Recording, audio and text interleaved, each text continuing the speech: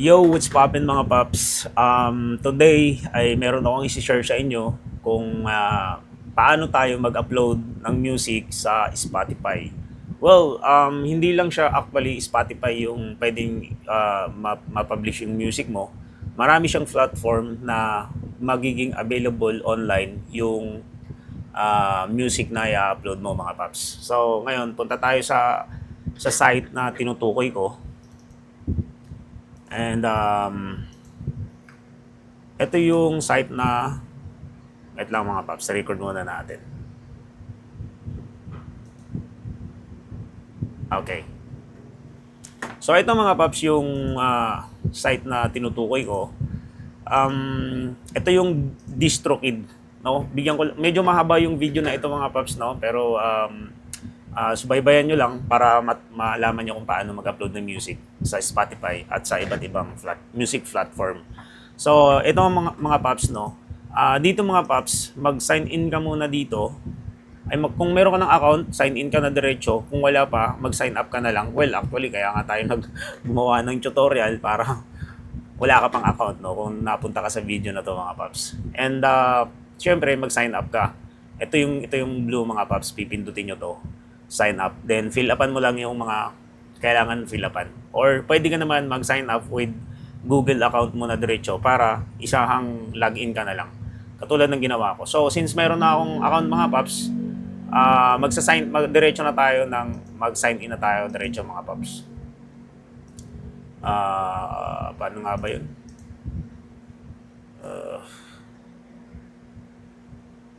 Malimutan ko na yung password ko. Tama ba? Hindi, sign up with Google na lang tayo. Mag-sign in na lang tayo direct gamit ng Google. Well, ito, ayan ang mga paps, naka-login na tayo. Ito yung yung nakikita nyo ngayon dito mga paps, ito yung mga album na na-upload ko na through online mga paps. Na-publish ko na siya sa lahat. Nakikita nyo ba itong mga maliliit na yan? Ito, yan o, nakita nyo may Spotify, may TikTok, Facebook. Magiging available online yung iyong mga music na i-upload.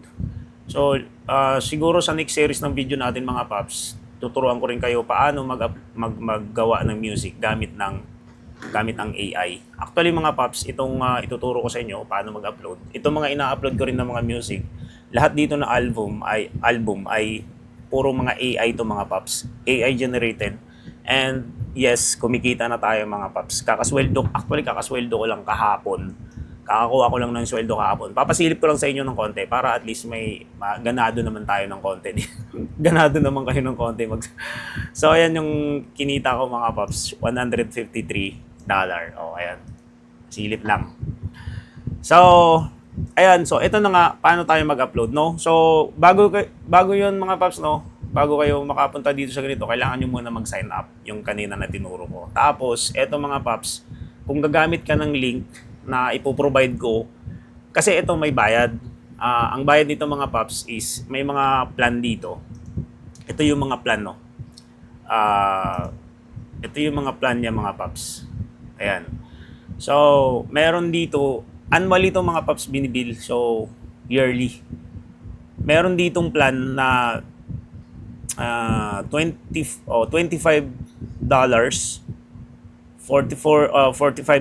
then $95 mga paps. So, may makikita nyo naman dito kung ano yung makukuha mo sa $25 na plan. So, ayan, makikita nyo by column, makikita nyo dito sa baba. So, ako mga paps, current plan ko, ito lang, $25 lang mga paps. Tapos, ito maganda mga paps, di ba? Kapag nag-subscribe ka, kapag nag-subscribe ka dito mga paps, di ba $25,000? Kapag gamitin mo yung ipoprovide ko na link dyan sa description, tignan mo na lang, i-click mo lang yon or dito sa comment section ng video natin ilagay ko. Tignan nyo na lang, i-click mo lang, then magkakaroon ka ng 7% na discount mga paps. So yung $25 mo, mababawasan ng 7% yun. Malaking bagay na yun mga paps kapag nag-sign up ka gamit yung link ko mga paps. Okay? So ngayon, punta na tayo sa kung paano mag-upload ng music. Yan. So dito mga paps, ito yung portal na makikita mo, no? Ito yung nakikita mo yung mga in-upload ko na album. Available na yan mga paps sa YouTube, sa Facebook. Kahit i-type mo lang yung JM The Boy, lalabas na yung mga music ko doon mga paps by album. So eto na nga, nakita nyo yung dalawa dito. Hindi lang music pa lang pwedeng i-upload dito, pati video.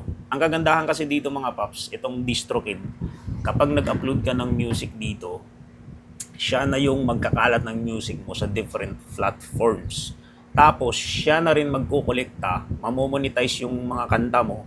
Siya na rin ang magkukolekta ng mga revenue o yung mga kita ng mga music mo. Kung merong nag-download, may bumili or gumamit, na monetize, papasok yun lahat sa isang account lang sa'yo. Diretso na sa'yo. And siguro sa susunod din, ituturo ko sa inyo kung paano lagay ng payment method dito sa DistroKid. Pero i-explore nyo lang, malalaman nyo rin yan. So ganito na, proceed na tayo sa kung paano mag-upload. Dami no, intro pa lang 6 pasensya na kayo. 6 minutes na intro pa lang. Mga paps no, eto nga, gaya ng sinabi ko, ito yung makikita mo. Kasi ito mga uploaded na to, mga nakikita nyo dito. Yan, uploaded na yan. So, upload video, upload music. Mag-upload tayo ng music. Diyan. Pero ano lang to, wala akong music na i-upload nyo, tuturo ko lang sa inyo kung paano. No? So, eto, kunyari, number of song, sa isang album mo, kunyari, meron kang 6 na kanta. Siyempre, pipindot nyo ng 6 na kanta. Kung 2 kanta, 10 kanta, pwede, bahala ilang ka. Kung meron namang, 2 song lang, okay lang din. Lagay mo 2 songs. So, yan. Eto, nasa sayo na yan kung i-click mo to or hindi. Another bayad na naman yan na $14 annual ulit yan. Kung gusto mo lang na ino-notify ka ng kung madiditi ka agad yung mga music mo kapag ginamit ng iba. So ito mga paps, has this album sagutan mo lang to. So kung hindi mo pa na-release dati, sagutan mo lang no. Tapos i-fill up mo lang, tapos lagay mo dito artist, band name, type mo lang dito kung sino yung artist or band name nyo. Tapos yan, dire-diretso lang yan. And then, iTunes price, leave it lang yan, hayaan mo lang siya ng ganyan. So language, English, tapos genre, silik ako anong genre yung music mo. Dito naman mga paps, upload ka lang dito ng photo, pipili ka na yung photo ng album mo mga paps. Yung maunang makikita nila doon sa pag in-upload yun, may photo yun na yung kanta mo may album cover. Kumbaga album cover 'tong mga paps. So pipili ka lang, may mga recommended na resolution lang dito mga paps. Huwag masyadong malaki yung size kasi hindi ma-upload dito. So sundan niyo lang yung format dito mga paps. Dapat square siya mga paps. Then sunod, dito naman album title. Type mo kung anong title ng album mo. Example, Siargao Course. Diyan. Tapos, title ng kanta mo, na first track mo. Kunyari, may 2 tayong kanta dito kanina. May 2 tayong kanta na i-upload.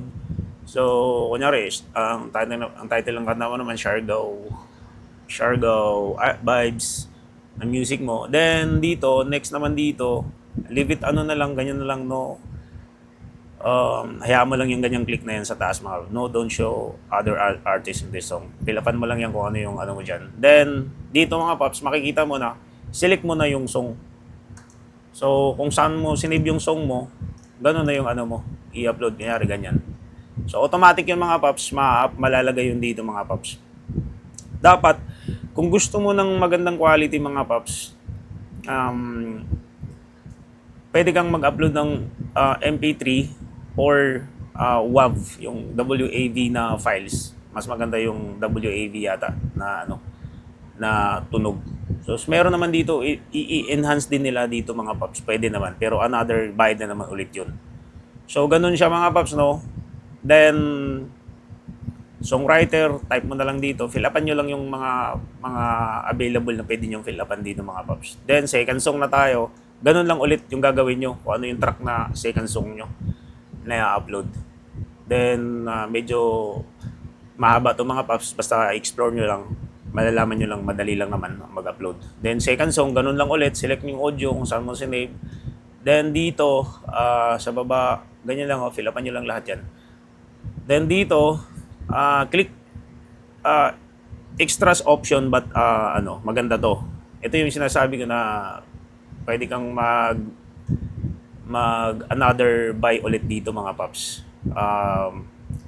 Pero ako hindi ko na pinifill upan yan kasi dagdag na naman tayo ng bayad dyan. So tapos dito sa important checkbox, mandatory to. Fill upan nyo to lahat, check nyo lahat yan. Ito, yan. Check mo yan, check mo yan, check mo yan, check mo yan. Hanggang sa baba. Then, makikita mo na dito sa itong square na to, yung mga kanta, track. Kunyari to, naglagay tayo ng Siargao course yung title ng album. As yung artist, si GM The Boy. Tapos, may dalawa tayong track. Yung unang kanta, yung Siargao Vibe Short. Dito makikita mo yan. Tapos kung dito, sa square na to, dito lalabas din yung in-upload mo na image na album cover.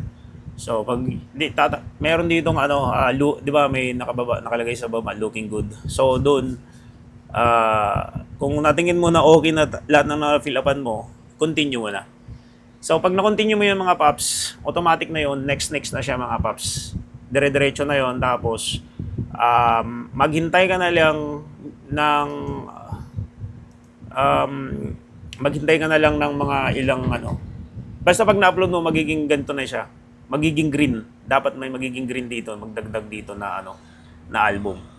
Tapos hintayin mo na lang siya mga 24 hours. Yung iba minsan wala pang 24 hours. Available na siya sa sa YouTube, available na sa Facebook, available na sa TikTok, available na sa Spotify. Doon makikita mo na lahat yung mga music mo. Ipapublish na yon online ng DistroKid mga paps.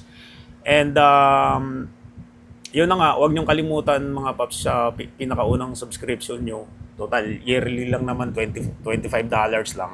Gamitin niyo yung link ko mga paps na nandyan sa baba kasi magkakaroon kayo ng 7% discount mga paps. Malaking bagay na rin yun mga paps. So, sana may natutunan tayo. Medyo magulo yung explanation ko pero first time ko lang kasi gumawa ng mga ganitong tutorial and medyo binibilisan ko lang kasi I'm pretty sure mahaba talaga itong video na to.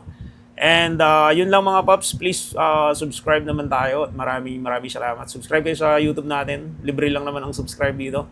Maraming salamat and sana may natutunan tayo dito mga paps. And yun lang, what's up? Thank you sa inyong lahat. God bless. Sabay natin patayin to para